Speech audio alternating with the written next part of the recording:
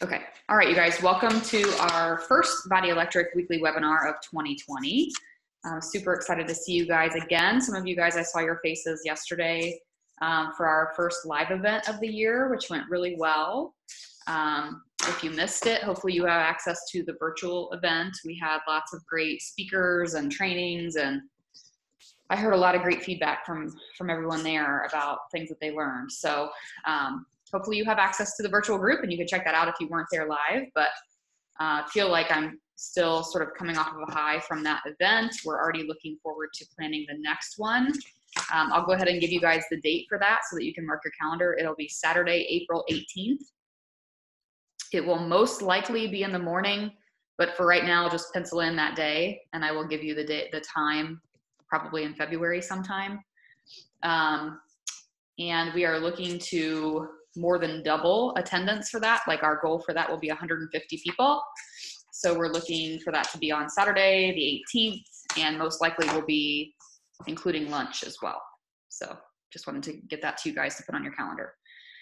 Otherwise, does anybody have any questions about the event itself or access or the live stream or anything before I start with the vision stuff?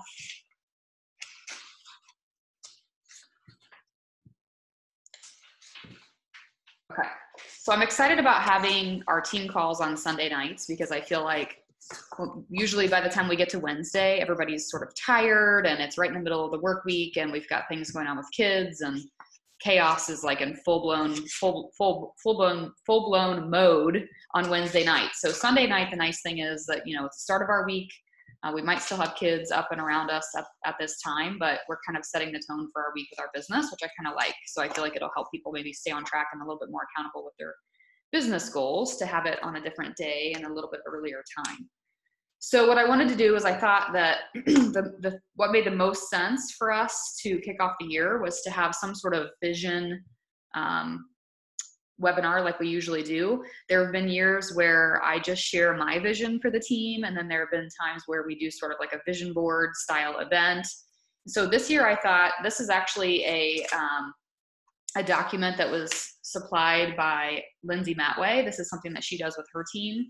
And so I thought, I looked through it and I actually went through a workshop with her very similar to this, and I thought it was really useful. So I thought we would just reuse her content and really help us sort of narrow down our individual goals so that we can really gain clarity on what we want to do this year. So it's one of those things where like we could easily have a team call where we only talk about business goals, but if we leave out sort of the rest of the wheel of life and the goals that pertain to the other areas, like our family and maybe our full-time job or whatever, we're missing the big picture. So I do want to spend a little bit of time talking about all of the different areas and then kind of just going through this questionnaire and identifying what the most important goals are that we have and what the action items are that we can go ahead and start tackling now. Yesterday at the live event, Charlie, when we interviewed Charlie, you might remember he mentioned that he likes to make quarterly goals. So he doesn't necessarily like to look at his full year in advance. He likes to look at like the next 12 weeks and he likes to make goals and actions oriented to that. So if that is more edible for you, if that makes more sense for you and the way that so that you don't get overwhelmed or feel like you're falling behind, if you like to set those shorter goals, I think that's totally fine too. So tweak this to make it work for you, I guess is what I'm saying. So the first thing that we'll do is we'll take a look at the wheel of life. And if you hopped on late, you might have not have heard me say that for whatever reason, it's really blurry. It printed really blurry for me. So I can tell you what the different categories are. The first category at the top says love and relationship on the top left. That would be your marriage or the relationship that you have with your significant other, if that's applicable. The next one to the right, going clockwise, is family and friends. From there, it says career, and then personal growth. Bottom right says spirituality. Bottom left says recreational, financial, and then the last one, as we circle up to the top, says health and wellness. So the first thing that I want you to do, and this is sort of a John Maxwell activity, this is something that Amy tends to have me do when I meet with her one-on-one is to just sort of, if you had to, like obviously this wheel of life picture looks like each of those areas are equal, but we all know that at any given time in our life, these things are never in balance, right? Like sometimes you might have a 20% in one area and a 10% in another, right? Or a 50%, like things get out of alignment. So what I'd like for you to do is just, before we dive into the questions, I want you to just go through and sort of, I guess you can give it a percentage if you want, or you can sort of like rate yourself on where you are currently, which with each of these areas, so that you can identify which of these areas are weakest for you. Does that make sense? So I'm going to give you just a couple minutes to sort of, however you want to do it, sort of rate yourself on each one. Jenny, what was that first one that you said? So the top left, so like the 11 o'clock is love and relationship. Okay, that's what it was. I just couldn't hear. Thank you.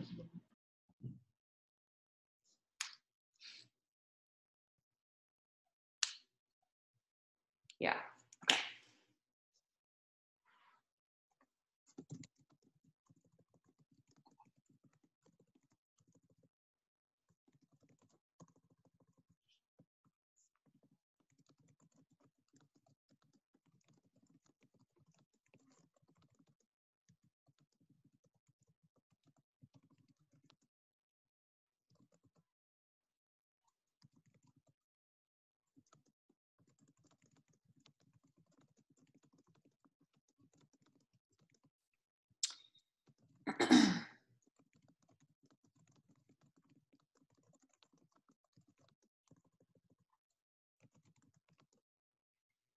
I'm doing this right alongside you here, so I'll give you a minute.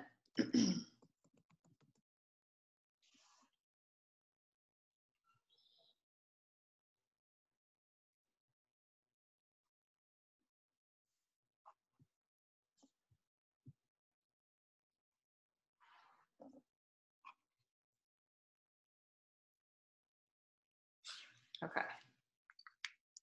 All right, perfect. So assuming that you have done so, do you feel like, can you sense from taking a look at your wheel of life, given the ratings that you gave, where maybe a little bit of things might be out of balance? Does it help you kind of get a general picture? Okay, perfect. I see some nods.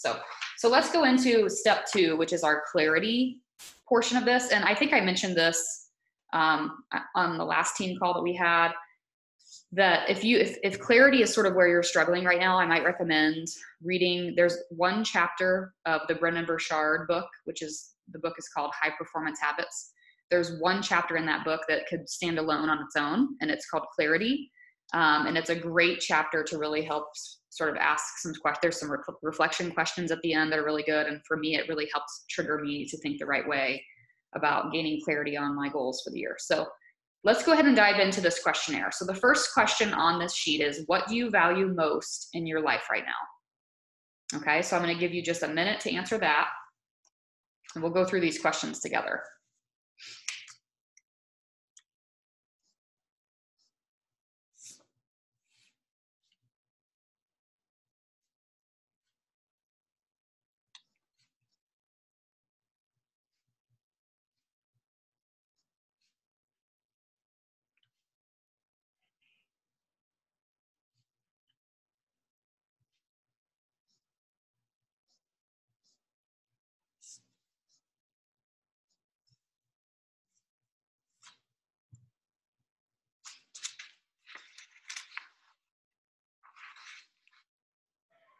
Okay, second question.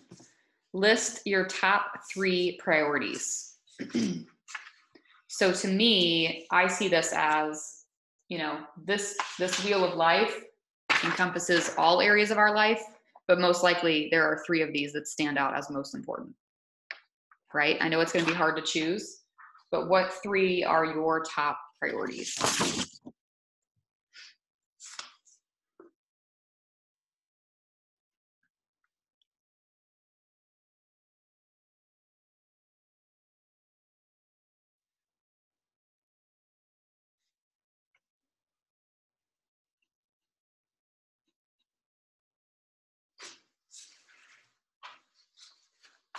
I remember one time, long time ago, years ago, Shalene Johnson came to Indy to speak. I mean, there might have been, I don't know, 100 people there. I remember it like it was yesterday. And one of the things that she said was she follows this type of, this is very similar to the push sequence that she offers. And she says that she always has her 3 priorities written down. And this sort of activity that we're going through today is something that she's always done. And she said it makes her choices and her decisions so much easier because she can ask herself if, you know, something she's been asked to do or something that's going to take her time feeds into those priorities. And if it doesn't, it's an easy no, because saying yes to those priorities means what? Saying no to something that is a priority. So I think it's important to write it down. Okay, the next question, it says, if time and resources were no longer in scarce supply, so in other words, theoretically speaking, how would you spend your time? So number 1, what dreams would you go after? If time and resources were no longer in supply, how would you spend your time? What dreams would you go after?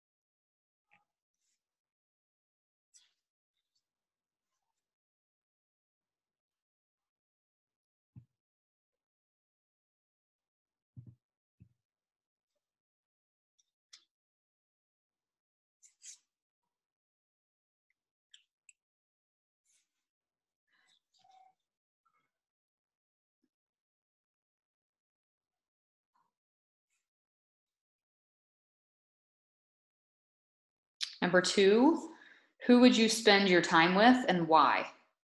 And what would you be doing? I saw a quote today on Facebook that said, next time you're in a moment where where you feel like you're your best self, look around and see who's with you.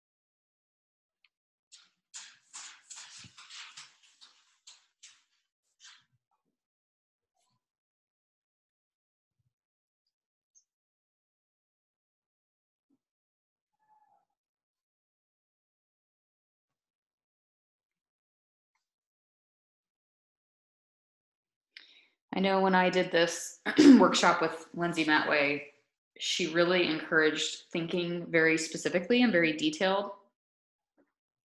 So when they asked the question, what would you be doing with this person or with these people? She really means to visualize what that would look like for yourself. So we're not just writing down who we'd want to spend our time with, but we're really visualizing what we would be doing together in that time.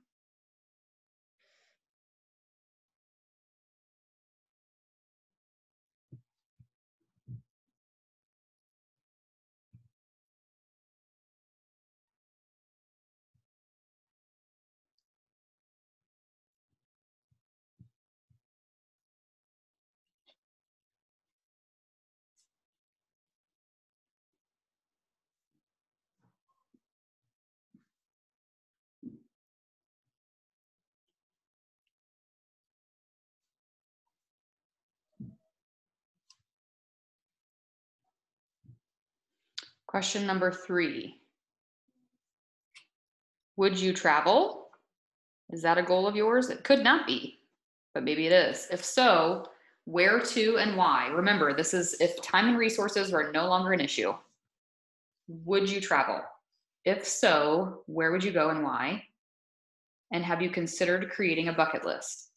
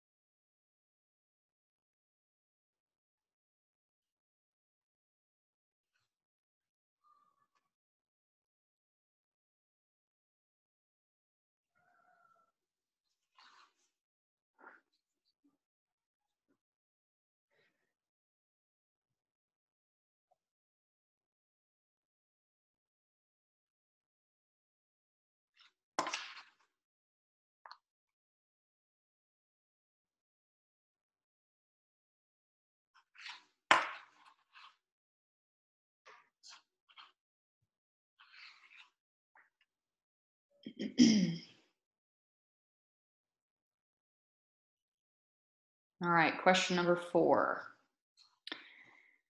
Again, if time and resources were no longer an issue, how would you live your day-to-day life differently than you are now?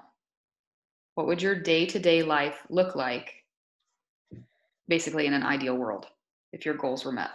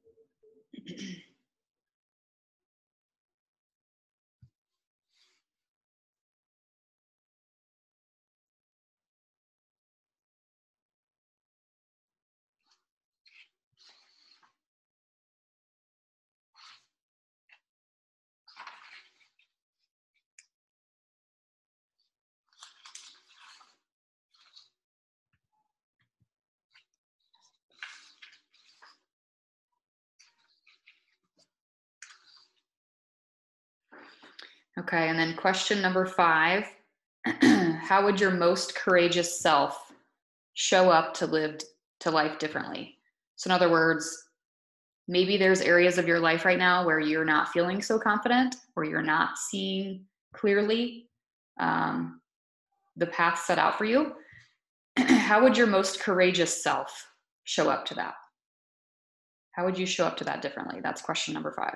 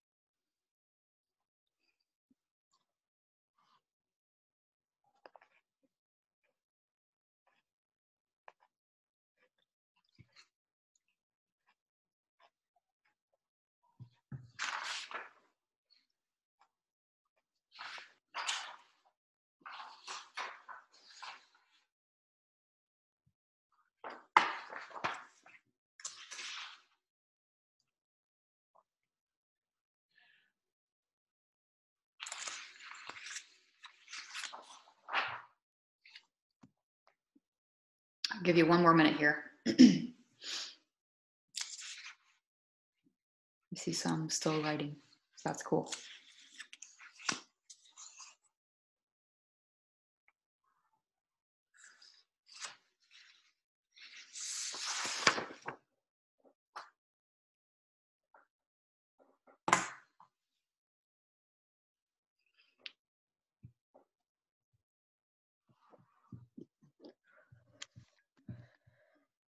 Is anything not making sense so far, or does anybody have any questions so far?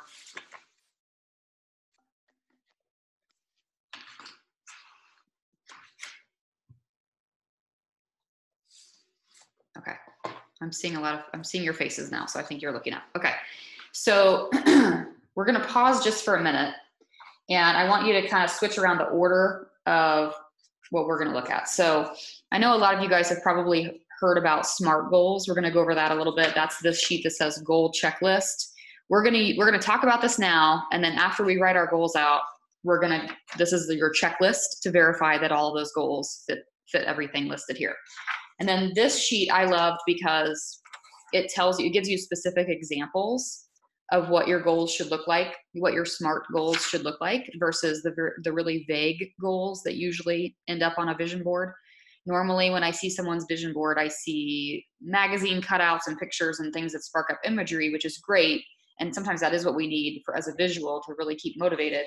But I love the approach of really kind of like bar blend, like taking the concept of I am, like talking in the language of this isn't where I'm going, this is where I already am. You're visualizing that by writing your goals in a way that's present tense. So what I'd like to do is just kind of go over these things really quick before we dive into writing our goals. So SMART, the acronym SMART has been used forever. I used to think Shalene coined it, but I'm not even really sure. I think she just used it. I think it's been around forever. But it stands for specific, measurable, attainable, specific, measurable, attainable, realistic is R, and time bound. So that's what this checklist is for. So again, it keeps you from making really vague goals so that they're actionable, so that you can take action to make them happen. So the first thing is, of course, make them specific. So you can see on the examples, instead of just saying, I want to lose weight, maybe say, I'm committed to completing 80-day obsession, if you're looking at a short-term goal.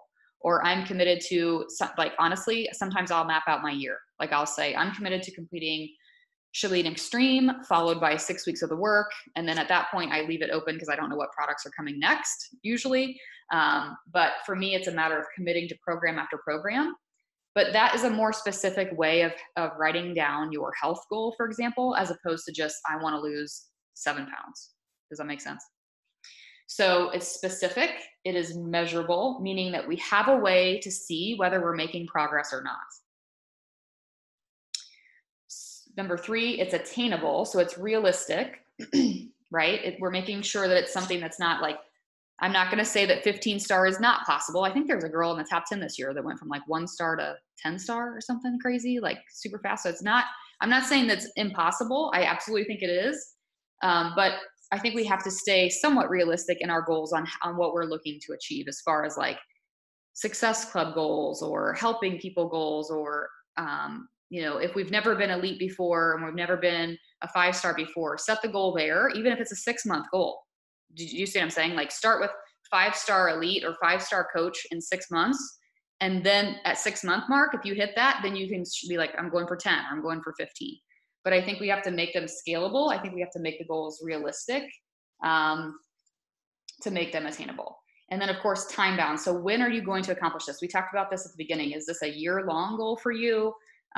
Is this something that you're looking to do in the next 6 to 12 weeks? Like make sure that you have a timestamp on each goal that's listed. When are you going to accomplish this by?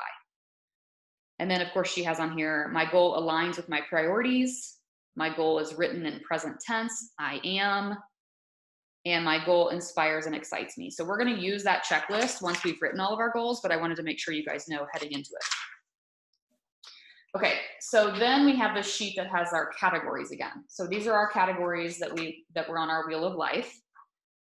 So we're gonna take some time. I'm gonna like start my timer and give you guys an adequate amount of time, probably 10 minutes here, to go through each of these individual categories and identify what your top goals are for each category, making it specific, measurable, attainable, realistic, and time bound.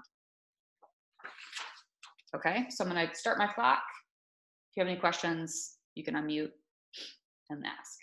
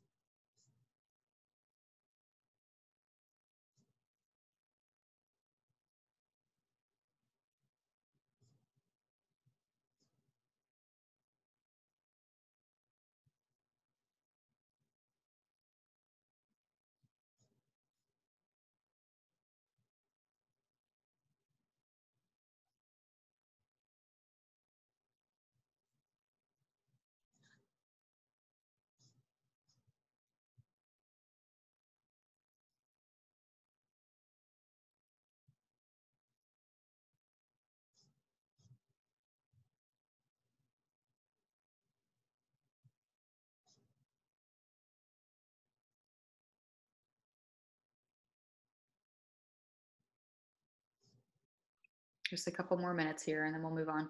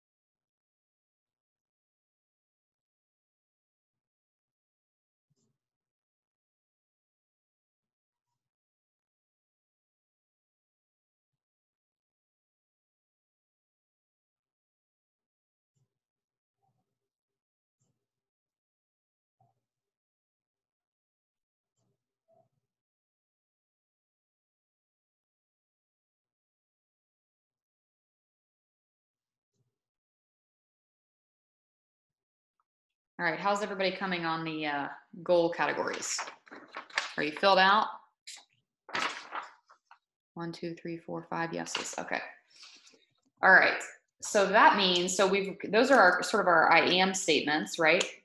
So hopefully by the end of whatever you're deciding, whether it's the end of 2020 or the end of this next 12 weeks, you're reading these to yourself and you're like, I'm living this out, right? That's the goal. And so what we want to do is we want to take these I am statements and we want to translate them to action-oriented goals. So the question you could ultimately ask yourself is, in each of these categories, what do I have to do? What are the actions needed or required for me to get there?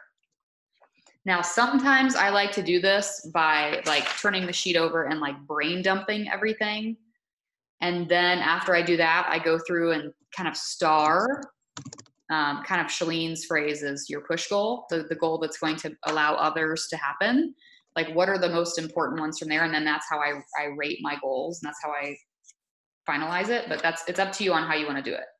So we're going to take our I am statements and we're going to convert them to actionable goals that we can literally plug into our planner, things that we can start to do to work toward our goals. So I'm going to give you another, let's say, I know we could go on, but I'll give you another 6 to 8 minutes and we'll go from there.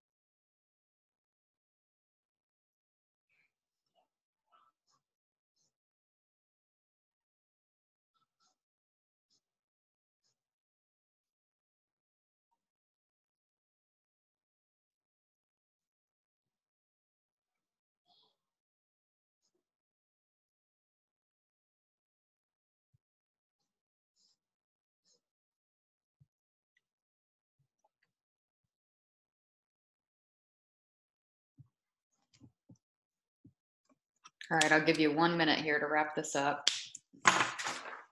And if you need to keep going, obviously, I know sometimes you get in the zone.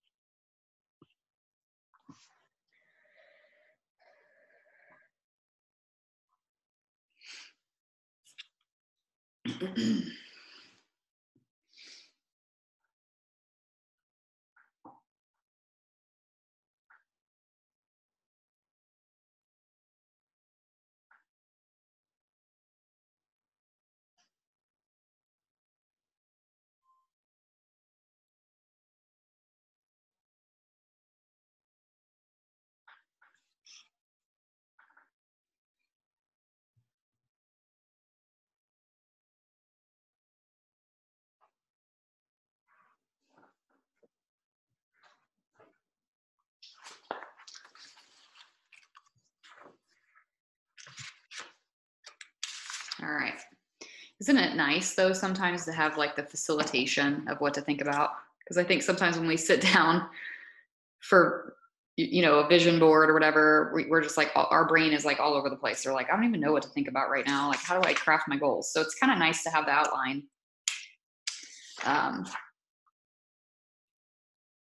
to work with. Sorry, I'm writing one down that I forgot. You guys have a full sheet? Yeah? Is this scary or exciting or both? Okay. A little overwhelming. It's a lot of goals. Good. But it feels good to have them written down. Right. Well, and the nice thing is that it's, I feel like it's that taking it a step further, like not just identifying the goal of what we want to be better at, but then taking it to the next step of, okay, what does that look like? Like, what do I need to do? And then those things get plugged into our planner, which is what we talked about yesterday at the event also. Does anybody here not have a planner and not know which one to go with? Speaking of that, the day designer is the one that I linked to in the event group from yesterday. It's what I've used for the last 4 or 5 years. I like using things like the Brendon Burchard High Performance Planner, but I like to use those more as like my business hours. It tells me what to do in my business hours, whereas the day designer is everything in my life, like family events and everything. It's a sort of just a general planner, and it keeps everything in one place. So if you're looking for a planner, I would recommend that. Okay. I have a question. So sorry, what? I have a question about a suggestion for a planner. Do you know a good planner that doesn't break down hour by hour? Because from like 6 a.m. to 4:30 or 5 p.m., like I'm at work, coming home from work. I found one, Tara. Did you? So I like this. It's Clever Facts. This is the Planner Pro, so it's the bigger one. But this whole side, the days of the week, if you can see it, let me figure out my camera. Okay. Just have like 3 or 4 lines, and then over on the side is like your top priorities for the day, 3 spots. Because I had the same thing. We talked about it at the event. Like the times of the day are no help to me because I'm at work 90% of them. And then the other side is for the whole week. You can have like your week's goal, priorities, work to-do list, personal to-do list. You can track like habits and skills. Cool. Did you find that on Amazon? It's life balance. So it has kind of all the things we just went through, like a goal, for a focus for each. And then there's just some places to write, and there's a reflection for the week. Nice. I love that it's the whole week and there's no times of day. And then there's like month ones. There's a whole vision planning thing. It's called the Clever Fox Planner Pro. I will link it. I'll send it in the notes. I got it on Amazon. It's like $30. It wasn't outrageously expensive. Thank you. I've been hearing good things about Michael Hyatt's new planner. I haven't actually seen it yet. I was actually going to look it up since we were just talking about it. I've had a couple different people mention it to me. I'm going to look it up right now and see what it looks like. But I know yesterday at the event, we had people raving about the Commit 30 planner. I've never used that myself. I just talked to Joellen today, and she bought a copy of the Push Journal, like Shalene's Push, and she said she really likes it. I'm assuming it's very similar to what it's very Shalene, which is kind of what we just went through too. That's a very Shalene activity. But you could check it's called Michael Hyatt's is called the Executive Full Force. There's like an Executive Full Force planner, and then there's another one, but they're all Michael Hyatt planners. Fullfocusstore.com. I don't know what they look like. I've never seen it in person, but I've just had a couple people mention it to me. I to be honest with you, my day designer does have like times of day. So like it looks like a list when I look at the day, it's a list that has like 7, 8, 9, 10, 11, 12, 1, 2, 3, 4 has the times, but I just ignore the times. For me, it's more about like, what are my activities? And so I just ignore the time blocks and just write out what my activities are for the day. And then if I do have appointments or whatever, I'll plug those in like onto the times. So I don't always use that part of it, but. So it's interesting because, I probably should have mentioned this at the beginning, but like, why do we do this? Like, why do we sit down and do this? And I remember the very first time anybody ever told me, what to create a vision board or whatever. Like the very first time I ever created one, they used to have, Oprah Winfrey used to have like an Oprah.com vision board thing on her website where you could, and I don't know if she still does or not, but it was literally like this really cool, it was just like, it was a board you could download, and then you could sort of like, it was almost like a virtual way of making like a magazine flipboard style vision board. And so that was the first type I ever made, like probably 7 or 8 years ago. I started doing it every year. A couple times I made a physical one, like cut out things out of magazines because I wanted it visual in my office. And it is funny how I don't know if having it next to my desk for several years, like printed off or whatever or having it as my desktop background, that's what I had for a while, was really I don't know if I noticed it as often, but I think it was just the practice of sitting down at the start of the year or at the start of a quarter and going through this activity. Like, I think it was just that, like me actually sitting down and thinking through and clarifying it. Again, it made decisions so much easier. I remember back to what I was saying before, when Shalene said she used to write down her top 3 priorities and she would reevaluate that every so often. It made her decisions a lot easier. And I know that she shared a story one time about how she was asked to be on a reality TV show. Like they were going to do a reality TV show of the Johnson family. And at the time, her kids were in high school, and I forget the exact reasons, but long story short, she said, when I took a look at my priorities, it didn't fall in line with my priorities. Both of my kids were going through like teenage, whatever, in their personal lives. And it would have been a horrible idea for our family, even though if Shalene and her personality, she would have eaten that up. She would have loved that. So she's like, it was really hard because Brett and I really wanted to do it. We would have otherwise said yes, but for our family, it wasn't the right choice. And our family was one of our top priorities, and that's what we had to choose. So I think sometimes it's just having that clarity and going through the actual workshop or the actual activity of doing this helps us clarify in our head what we're after. Does anybody feel more confused from doing that, or was it helpful for all? Good. Okay. Does anybody want to share any of theirs, or does anybody have any questions? Either one. I had a question. I just kind of guessed, but like the last one was experience joy. So I guess I just figured it was like something that would make you experience joy, or I don't really know. Yeah, I don't know if there's a wrong answer. I mean, I took it to mean what are some things that I could intentionally pursue this year that could bring me joy. Okay. So for me, it was traveling with my family, and I even identified where those places are that we want to go. Right. Okay. That's almost exactly what I wrote down. Yeah. Like, our goal is to find somewhere different in Iowa each month that we haven't been to, of which isn't hard because we've only been here a year and a half. So that's cool. But still. Okay.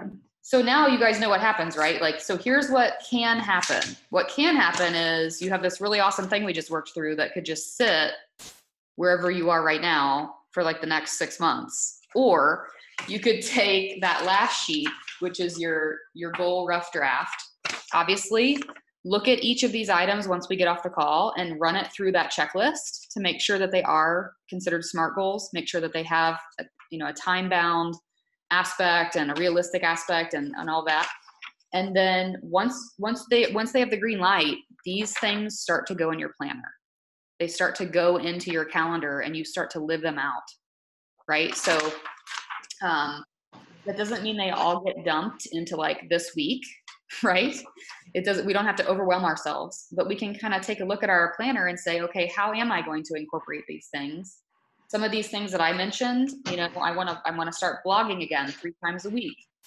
I want to, we have to complete our home study for our adoption, for a second adoption. We are so close to getting it done. It's like, just freaking get it done already. Like, these are things that I can plug into my planner that are just easy to figure out. Are they daily? Are they monthly? Are they weekly things? Like, put them into your planner and live them out. So there's a book that John Maxwell wrote called Intentional Living. And I always think of this. I looked it up because I think of this quote every time I do this. But he says, let's see. If I wanted to make a difference, wishing for things to change wouldn't make them change. Hoping for improvements wouldn't bring them. Dreaming wouldn't provide all the answers I need. Vision wouldn't still be enough to bring transformation to me or others. Only by managing my thinking and shifting my thoughts from desire to deeds would I be able to bring about positive change. I needed to go from wanting to doing. And I think that that's exactly what we're trying to do here. Like, to take what it is you want and turn it into what you're doing so that you can actually execute on these things that you're wanting. So I always think it's helpful to do this type of thing. If you guys have any questions or anything else, I will open the floor. I just saw someone chatted. I might have missed it. Oh, the Fox Corner. Perfect.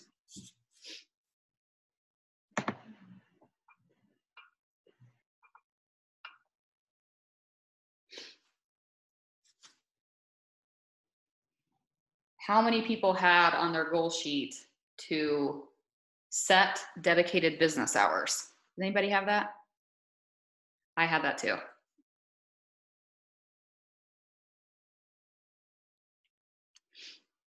How many people had something on their list that had to do with creating a boundary with people in their life? Me too. Or with TV. Me too.